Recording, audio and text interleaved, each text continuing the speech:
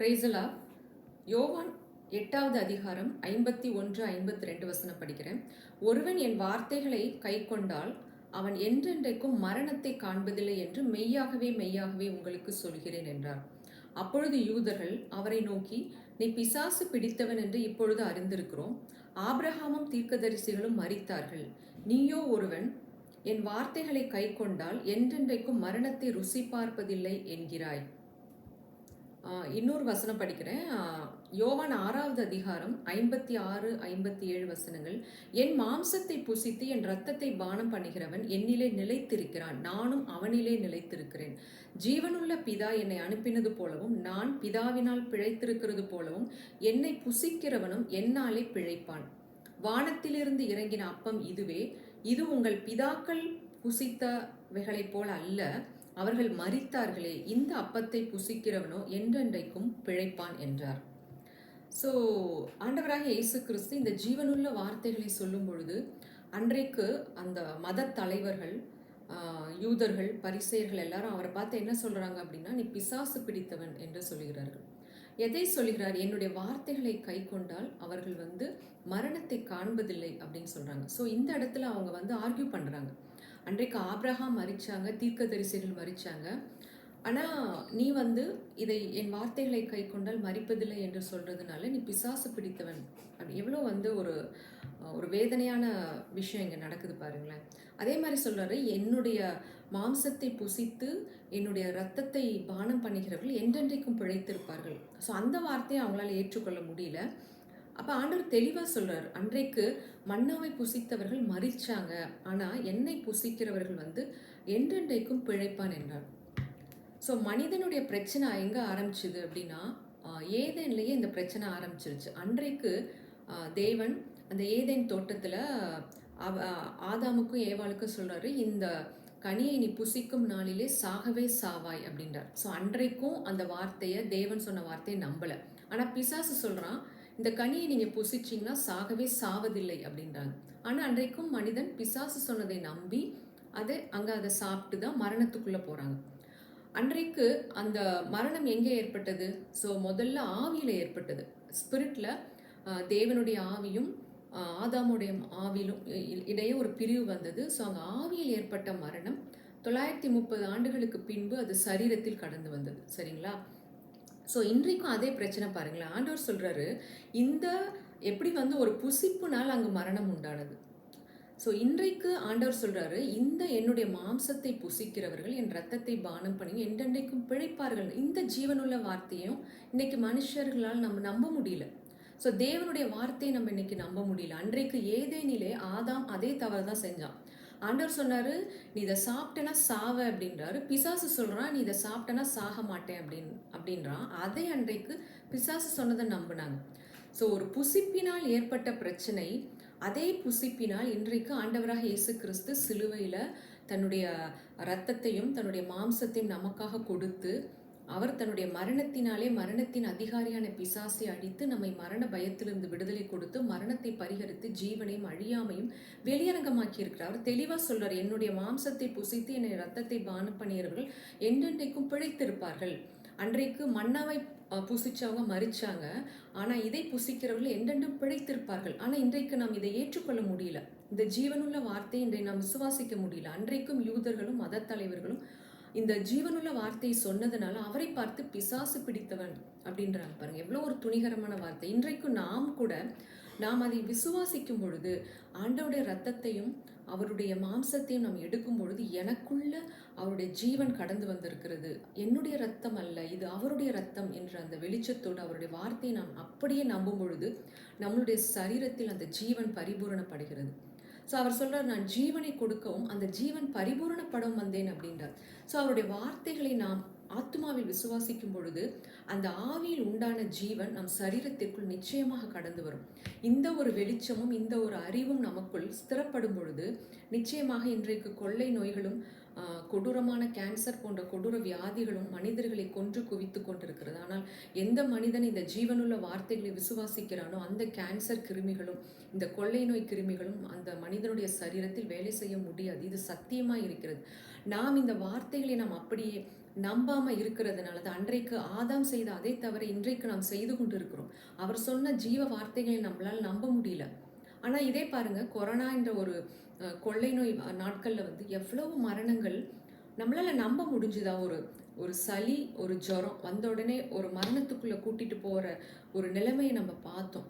So அதை பார்த்து நாம் நம்பி என்னென்னலாம் ப்ரிகாஷன்ஸ் உலகம் சொல்லிச்சோ, மருத்துவர்கள் சொன்னாங்களோ, யூடியூப் சொல்லிச்சோ, சேனல் சொல்லிச்சோ, அதையெல்லாம் அப்படியே நம்ம ஃபாலோ பண்ணோம். எல்லா ப்ரிகாஷன்ஸ் எடுத்தோம், வேக்சின்ஸ் எடுத்தோம், எல்லாத்தையும் அப்படியே நம்பினோம். அப்போ இந்த கொள்ளை நோய்க்கு அதிகாரி யாரு? பிசாசு. மரணத்தின் அதிகாரி பிசாசு. அவன் சொன்னதை அப்படியே நம்பி ஃபாலோ பண்ண நம்மளால ஏன் இன்றைக்கு இந்த ஜீவனுள்ள வார்த்தைகளை நாம் நம்ப முடியல? அவர் தெளிவாக சொல்றார், என்னுடைய வார்த்தைகளை கை கொள்கிறவன் மரணத்தை காண்பதில்லை அப்படின்னு. இந்த வார்த்தையை நான் விசுவாசிக்கும் பொழுது அப்பா சொல்லியிருக்கிறார், அவர் சொல்லியிருக்கிறார், மரணத்தின் அதிகாரியான பிசாசை அழிச்சிட்டேன்றார். ஸோ எனக்குள்ள அவருடைய ஜீவ வார்த்தை, ஜீவ தண்ணீர் இருக்கும் பொழுது, அவருடைய ரத்தம் என் சரீரத்தில் இருக்கும் பொழுது மரணம் என்னை தொட முடியாது என்பதை நான் விசுவாசிக்கும் பொழுது, அது எப்படிப்பட்ட கொள்ளை நோயாக இருந்தாலும் சரி, எப்படிப்பட்ட கேன்சராக இருந்தாலும் சரி, எதுவாக இருந்தாலும் நம்மளுடைய சரீரத்தில் அது வேலை செய்ய முடியாது. ஸோ இன்றைக்கு நாம் இந்த வார்த்தைகளை அப்படியே ஏற்றுக்கொள்ளாவிட்டால் இன்னும் அதிகமான மரணங்களை நாம் சந்திக்க வேண்டியிருக்கும். ஏன்னா இன்றைக்கு மருத்துவ உலகத்தில் பாருங்கள், மருந்துகளும் மருத்துவமனைகளும் பெருகி கொண்டே இருக்கிறது.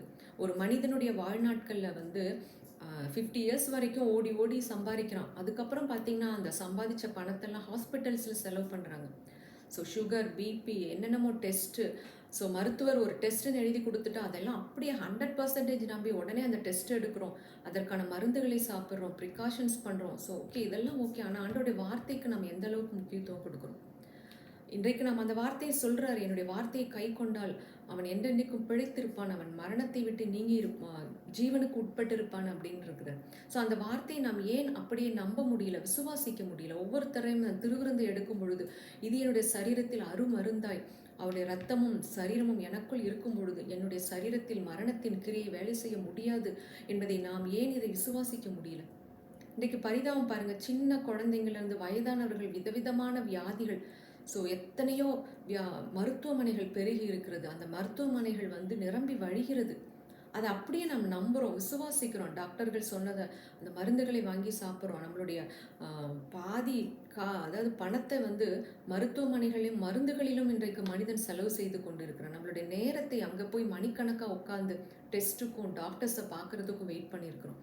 ஆனால் சிம்பிளாக ஆண்டவர் சொன்ன வார்த்தையை சின்ன பிள்ளை போல் அப்படியே நாம் விசுவாசித்து அதை ஏற்றுக்கொள்ளும் பொழுது நம்மளுடைய நேரத்தை, நம்மளுடைய பணத்தை, எல்லாவற்றையும் நாம் அவருடைய பிரசன்னத்துக்காக, அவருடைய ஊழியத்திற்கு, அவருடைய மகிமையை காண்பதற்காக நாம் பயன்படுத்த முடியுமே. எப்படிப்பட்ட ஒரு பரிதாபம் பாருங்கள். அன்றைக்கு நாம் வந்து ஆதாமை குறை சொல்கிறோம், ஆனால் அன்றைக்கு ஆதாம் செய்ததான் இன்றைக்கு நாம் அதை நம்ம செஞ்சிட்ருக்கோம். ஆண்டவர் சொன்ன வார்த்தையை நம்மளால் நம்ப முடியல. அவர் சொல்கிறாரு, என்னுடைய மாம்சத்தை புசித்து என் ரத்தத்தை நீ என்னென்னைக்கும் மறிப்பதில்லை என்றார். இந்த இடத்துல லிட்ரலாக அவங்க வந்து ஃபிசிக்கல் டெத்தை தான் பேசுகிறாங்க. அன்றைக்கு மன்னாவை புசிச்சவங்க வந்து வனாந்தரத்தில் மறிச்சு போனாங்க. ஆனால் என்னுடைய சரீரத்தையும் என்னுடைய ரத்தத்தையும் எடுக்கிறவங்களுக்கு மரணம் இல்லைன்றார். ஃபிசிக்கல் டெத்தை தான் இந்த இடத்துல சொல்கிறார். அதே மாதிரி தான் இந்த இடத்துலையும் அவர் என் வார்த்தையை கை கொண்டால் அவங்க வந்து மறிப்பதில்லைன்னு சொல்லும் பொழுது அவங்க என்ன சொல்கிறாங்க, ஆபிரகாம் தீர்க்கதரிசிகளும் மறிச்சாங்க, ஸோ நீங்கள் சொல்கிறது வந்து உங்களை விசுவாசிச்சா மறிக்க மாட்டாங்க அப்படின்றாங்க. அப்போ இந்த இடத்துல ஃபிசிக்கல் டெத்தை தான் அவங்க பேசுகிறாங்க. இதை நம்ம ஆவிக்குரிய மரணமாக எடுத்துக்கொண்டாலும், ஜீவனோ மரணமோ அது ஆவியில் தான் முதலில் உண்டாகிறது. அது பரிபூரணம் அடையும் பொழுது சரீரத்தில் வெளிப்படுகிறது. ஸோ இன்றைக்கும் அன்றைக்கு ஏதேனில் வந்து முதல்ல ஆவியில் ஏற்பட்ட மரணம் அது அப்படியே பரிபூரணம் அடைந்து சரீரத்தில் அது வெளிப்பட்டது. அதே மாதிரி தான் இன்னைக்கு நம் ஆவியில் ஏற்பட்ட ஜீவன், இயேசு கிறிஸ்து தன் ஜீவனை ஒப்பு கொடுத்து நம்மை மீட்டு கொண்டு நம்மளுடைய ஆவியில் அந்த ஜீவன் வந்தாயிற்று. நம்மளுடைய ஆவிக்கு மரணம் இல்லை. ஸோ அவர் ஜீவனை கொடுக்கவும் அந்த ஜீவன் பரிபூரணப்படும் வந்தேனார். அப்போ இந்த வார்த்தைகளை நம்ம அப்படியே விசுவாசிக்கும் பொழுது, ஏற்றுக்கொள்ளும் பொழுது நம்ம ஆவியில் இருக்கிற அந்த ஜீவன் பரிபூரணம் அடைந்து நம் சரீரத்தில் வெளிப்படும். அவர் தெளிவாக சொல்லியிருக்கிறார், நான் ஜீவனை கொடுக்கவும் அந்த ஜீவன் பரிபூரணம் அடையும் வந்தேன். அப்போ நமக்குள் பெற்றுக்கொண்ட இந்த ஜீவன் பரிபூரணம் அடைய வேண்டும் என்றால் நம்மளுடைய மனது மறுரூபமாகணும். ஸோ ஆண்டோடைய வார்த்தைகளை அப்படியே இந்த உலகத்தின் சத்தங்களுக்கு கீழ்ப்படியாமல், மனிதர்களுக்கு பயப்படாமல், நான் ஆண்டோருடைய வார்த்தைக்கு முற்றிலுமாய் கீழ்ப்படிந்து பரிசுத்த ஆவியானவரின் துணையோடு இந்த வார்த்தைகளை நாம் மீண்டும் மீண்டும் ஆராய்ந்து பார்த்து அதை அப்படியே நாம் உட்கொள்ளும் பொழுது அது நமக்கு ஜீவனும் நம் சரீரத்திற்கெல்லாம் ஆரோக்கியமாக இருக்கிறது. ஸோ இன்றைக்கு நம்ம கண்டிப்பாக இப்படிப்பட்ட ஜீவனுள்ள வார்த்தைகளை நாம் பேசவும், யோசிக்கவும், தியானிக்கவும், அதே மற்றவர்களுக்கு சொல்லவும் நாம் அழைக்கப்பட்டிருக்கிறோம். அவர் திருடவும் கொல்லவும் அழிக்கவும் வருகிறான் என்று வேறு ஒன்றுக்கும் வரான், ஆனால் நானும் ஜீவனை கொடுக்கும் அந்த ஜீவன் பரிபூரணப்படும் வந்தேன் என்றார்.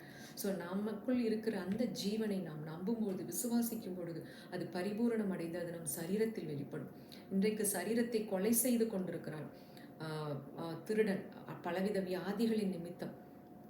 எத்தனையோ ஹார்ட் ப்ராப்ளம், கிட்னி உச்சந்தலையிலேருந்து உள்ளங்கால் வரை எல்லா பார்ட்ஸ்லையும் அவன் வியாதிகளை கொண்டு வந்து எல்லா பார்ட்ஸுக்கும் ஸ்கேனு, எம்ஆர்ஐ, சிடி எல்லா மனித உறுப்புகளும் ஒரு சோதனைக்குள்ளே கடந்து வந்து எல்லா உறுப்புகளுக்கும் தேவையான மருந்தை அவனே கொடுத்து அவனே மரணத்திற்கு நேராக இட்டு செல்கிறான். ஆனால் எப்படிப்பட்ட அழகான ஜீவனுள்ள வார்த்தையை நமக்கு கொடுத்திருக்கிறார். அவருடைய சரீரத்தை பிட்டு அவருடைய இரத்தத்தை நமக்கு கொடுத்திருக்கிறார். இதை நாம் நம்பும் பொழுது, இதை நாம் விசுவாசிக்கும் பொழுது நிச்சயமாக அந்த ஜீவனை நாம் பெற்றுக்கொள்ள முடியும். எவ்வளோ ஒரு துணிகரம் இருந்தால் ஆண்டவருடைய ஜீவனுள்ள வார்த்தைகளை நாம் விசுவாசிக்காத பொழுது, அன்றைக்கு அவங்க எப்படி வந்து ஆண்டவரை பார்த்து பிசாசு பிடித்தவன் என்று சொல்கிறாங்க பாருங்க. ஸோ இன்றைக்கு நம்ம அதை ஏற்றுக்கொள்ளலை அப்படின்னா, என் வசனத்தை ஆண்டவர் கேட்குறாரு யோவான் 8:43, என் வசனத்தை நீங்கள் ஏன் அறியாமல் இருக்கிறீர்கள்? என் உபதேசத்தை கேட்க மனதில்லாமல் இருக்கிறதுனால் அல்லவா?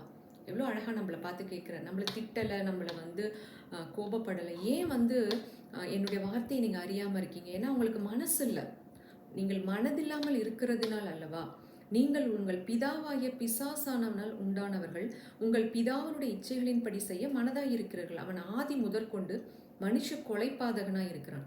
அப்போ நம்ம ஆண்டோடைய வார்த்தையை நம்ம விசுவாசிக்கல. அவருடைய சரீரத்தை நான் எடுத்துக்கொள்ளும் பொழுது அவருடைய ரத்தம் எனக்குள் இருக்கிறதுனால இந்த உலகத்தில் மரணத்தின் அதிகாரி பிசாசு என்னிடத்தில் வேலை செய்ய முடியாது என்பதை நாம் விசுவாசிக்காத பொழுது அந்த பிசாசு என்ன பண்ணால் நம்மளுடைய சரீரத்துக்குள்ளே நுழைஞ்சிடறான். ஸோ அதுதான் நமக்கு மரணத்தையும் வியாதியும் கொண்டு வருகிறது. அப்போ அதை நம்பாத பொழுது நம்ம எதை நம்புகிறோம் அப்படின்னா, பிசாசு சொல்கிறத நம்ம நம்புகிறோம். அப்போ அவன் கொலைபாதகன், அன்றையிலிருந்து அவன் கொலைபாதகனாக இருக்கிறான். இன்றைக்கும் நாம் மனுஷ அப்போ சத்தியம் அவனிடத்தில் இல்லாதபடினால் அவன் சத்தியத்திலே நிலை நிற்கவில்லை. அவன் பொய்யனும் பொய்க்கு பிதாவுமாய் இருக்கிறபடினால் அவன் பொய் பேசும்பொழுது தன் சொந்தத்தில் எடுத்து பேசுகிறான். அப்போ பாருங்க, பிசாசு பொய் தான் பேசுவான். அவன் அவனுடைய வார்த்தைகள் என்ன சொல்லுகிறது? இதெல்லாம் உண்மை கிடையாது. அப்போ அன்றைக்கு அவங்க சொல்கிறாங்க, நீ பிசாசு பிடித்தவன், அதனால் அப்படின்னா என்ன சொல்ல வராங்க? நீங்கள் சொல்கிறத எங்களால் நம்ப முடியாது. அப்போ ஆண்டோடைய வார்த்தைகளை நாம் நம்ப முடியல, நம்பலை அப்படின்னா நாமும் அவர்களைப் போல நம்ம பிசாசு சொல்கிறத நம்ம நம்புகிறோம். ஆனால் இன்றைக்கு நாம் தேவனால் பிறந்தவர்கள், தேவனுடைய பிள்ளைகளாகிய நாம் அவரை அப்படியே ஆசையாய் அவர் சொல்லுகிற வார்த்தைகளை நம் இருதயத்தில் ஏற்றுக்கொண்டு ஆசையாய் நம் இருதயத்தில் தங்கும்படி அவரை வருந்தி அழைக்கும் பொழுது நம்மளுடைய இருதயம் அவருடைய அன்பினால் கொழுந்து விட்டு எரிய ஆரம்பிக்கும். ஸோ அவரை நாம் அறிந்து கொள்வோம். அவருடைய அன்றைக்கு எப்படி எம்மாவூர் சீஷர்கள் அவர் அப்புறம் போகிறவர் போல காண்பித்தார், ஆனால் அவங்க வருந்தி அழைச்சாங்க. இன்றைக்கு நாம் செய்ய வேண்டியது அதுதான். இந்த வார்த்தைகள் எல்லாம் நமக்கு கொடுக்கப்பட்டாயிற்று, ஜீவன் நம் ஆவியிலே கொடுக்கப்பட்டாயிற்று. நாம் தான் அதை வலுக்கட்டாயமாக அதை பலவந்தம் பண்ணுகிறவர்கள் பரலோக ராஜ்யத்தை பிடித்து கொள்கிறார்கள். அப்படின்னா நம்மளுடைய மனசுல, நம்மளுடைய ஆத்மாவில் இப்படிப்பட்ட ஜீவனுக்குரிய வார்த்தைகளை தொடர்ந்து பலவந்தமாக ஃபோர்ஸ் பண்ணி அதை நாம் நம்பி எனக்காக அதை ஏற்றுக்கொள்ளும் பொழுது நிச்சயமாக நாம் அந்த பரலோக ராஜ்யத்தின் வாழ்க்கையை நாம் அனுபவிக்க முடியும். எத்தனை அழகான ஜீவனுள்ள வார்த்தைகள்! இன்றைக்கு இந்த ஜீவனுள்ள வார்த்தைகளை நாம் விசுவாசிக்கும் பொழுது நிச்சயமாக நம்மில் அந்த ஜீவன் பரிபூரணப்படும். நமக்குள் புறப்படுகிற அந்த ஜீவன் மற்ற மனிதர்களை அது பற்றி பிடிக்கும். இன்றைய நாட்களில் இது அதிக தேவையாக இருக்கிறது. ஸோ நிறைய விபத்துக்களையும் ஏகப்பட்ட அடிக்ஷன்ஸையும் கொண்டு விதவிதமான வியாதிகளை கொண்டு மனிதர்களை கொலை செய்து கொண்டிருக்கிற அந்த திருடனிடமிருந்து நாம் தப்பிக்க வேண்டும் என்றால் ஒரே வழி, ஜீவனுக்கு அதிபதியான இயேசுவின் வார்த்தைகளை அப்படியே நாம் நம்பி ஏற்றுக்கொண்டு நம்முடைய ஆவியிலும் சரீரத்திலும் நம்முடைய ஆத்துமாவிலும் அவரை முற்றிலுமாய் பரிபூரணமடைய செய்வது தான் அவருடைய விருப்பமாக இருக்கிறது. நிச்சயமாக இந்த உலகத்தில் அவருடைய ஜீவனுள்ள வார்த்தைகளை நாம் விசுவாசிக்கும் பொழுது நிச்சயமாக நம்ம ஜீவன் பரிபூரணம் அடைய முடியும். ஏன்னா உலகம் முழுசையும் அந்த கொரோனா என்ற பிசாசு மரணம் என்ற பிசாசு அப்படியே அரெஸ்ட் பண்ணி வச்சிருந்தான். எவ்வளோ பயங்கள், எவ்வளோ மனிதனுடைய இருதயத்தை பயம் அப்படியே பிடித்திருந்தது. பயத்தை கொடுப்பது பிசாசு. உலகத்தில் அத்தனை மரணங்கள், இதையெல்லாம் நாம் பார்த்து பழகி கொண்டோம், அதை நம்புகிறோம். அதை நம்புறதுனால தான் நம்ம உலகம் சொல்கிறது அப்படியே நம்ம நம்புகிறோம், மாஸ்க் போடுறோம், என்னென்ன ப்ரிகாஷன்ஸ். ஆனால் ஆண்டோடைய வார்த்தையை நம்ம அந்தளவுக்கு சீரியஸாக எடுக்கிறது இல்லையா? எவ்வளோ பரிதாபமான ஒரு நிலைமையாக இருக்குது. ஆனால் இன்றைக்கு சபையும் ஊழியர்களும் விசுவாசிகளும் ஏசப்பாவை அறிஞ்ச ஒவ்வொரு பிள்ளைகளும் அவருடைய நாமத்தினால் நமக்கு அவர் இலவசமாய் கொடுத்த அந்த ரட்சிப்பை, அந்த மீட்பை நாம் பெற்றுக்கொள்வோம். ரட்சிப்பு என்பது வெறும் பாவத்திலிருந்து மாத்திரம் அல்ல. பாவத்தின் நிமித்தம் அந்த திருடனுடைய எல்லா காரியங்களையும், எல்லா இருளிலிருந்தும், மரணத்திலிருந்தும், வியாதி, வறுமை, பிரச்சனை, போராட்டம் எல்லாவற்றிலிருந்தும் நமக்கு அவர் ரட்சிப்பை கொடுத்திருக்கிறார். ஸோ இப்படிப்பட்ட மேலான ரட்சிப்பை பெற்றுக்கொண்ட நாம் இந்த நாட்களில் ஆசையாய் தேடி அவருடைய திருவிருந்தை ஆசையாய் உட்கொள்வோம். அந்த ஒரு வெளிச்சத்தோடு அவருடைய இரத்தமும் சரீரமும் என்னுடைய சரீரத்தில் இருக்கிறதுனால, என்னுடைய சரீரத்தில் இந்த உலகத்தில் மரணத்தை கொண்டு வருகிற எந்தவித நோய்களும், கொள்ளை நோய்களும் என்னை தொட முடியாது. நான் ஜீவனோடு பிழைத்திருந்த அவருடைய மகிமையை என்னுடைய சரீரத்தினாலும் ஆவியினாலும் இந்த உலகத்திற்கு வெளிப்படுத்த தான் ஆண்டவர் நம்மளை அடைத்திருக்கிறார். ஏன்னா நமக்கு கொடுக்கப்பட்ட கிரயம் எவ்வளோ பெருசு பாருங்கள். ஆண்டவரை பற்றி சொல்லும் பொழுது அவர் பரலோகத்தில் இருக்கிறவைகள், பூலோகத்தில் இருக்கிறவைகள், காணப்படுகிறவர்கள், காணப்படாத வஸ்துக்கள் எல்லாம், எல்லா அதிகாரங்கள், சிங்காசனங்கள், கர்த்தத்துவங்கள், துணைத்தனங்கள் அத்தனையும் அவருக்காக, அவருக்கென்று உண்டாக்கப்பட்டது. அழகில் சிறந்தவர், அன்பில் சிறந்தவர், ராஜாதி ராஜா, கர்த்தாதி கர்த்தா, தேவனுடைய தற்சொருவம், இத்தனைக்கும் சொந்தக்காரராகிய அவர் இதையெல்லாம் தனக்கு கொள்ளையாடின பொருளை கருதாமல் நமக்காக எல்லாவற்றையும் தன்னுடைய மகிமை விட்டு இறங்கி தேவனுக்கு சமமாய் இருப்பதை கொள்ளையாடின பொருளை கருதாமல் தன்னை தாழ்த்தி வெறுமையாக்கி அடிமையின் ரூபம் கொண்டு மனுஷர் சாயலானார். மரண பரியந்தமும், சிலுவையின் மரண பரியந்தம் வரை தாழ்த்தி ஒப்பு கொடுத்தார். எதற்காக? நமக்கு அந்த ஜீவனை பெற்றுத்தரதான. அந்த ஜீவனுள்ள வார்த்தையை நாம் நம்பாமல், விசுவாசிக்காமல், அன்றைக்கு ஏதேனில் எப்படி ஆதாம் நம்பாமல் பிசாசு சொன்னதை நம்பினது மாதிரி இன்றைக்கு அவர் சொன்ன வார்த்தைகளை நாம் நம்பாமல் இருக்கும்பொழுது நிச்சயமாக அதே தவறை நாமும் செய்கிறோம். அப்படி இல்லைங்க, நாம் இந்த ஜீவனுள்ள வார்த்தைகளை நம்புவோம், விசுவாசிப்போம். அவர் எனக்குள் இருப்பதினால் மரணம் என்னில் வேலை செய்ய முடியாது. கொள்ளை நோய்கள், நீ எத்தனையோ வியாதிகளை அவன் சொல்லிட்டு எதுவுமே என் சரீரத்தில் நுழைய முடியாது.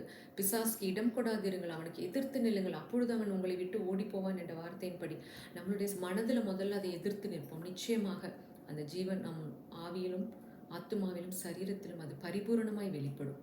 We are chosen to live a heaven on earth life. Amen. Amen.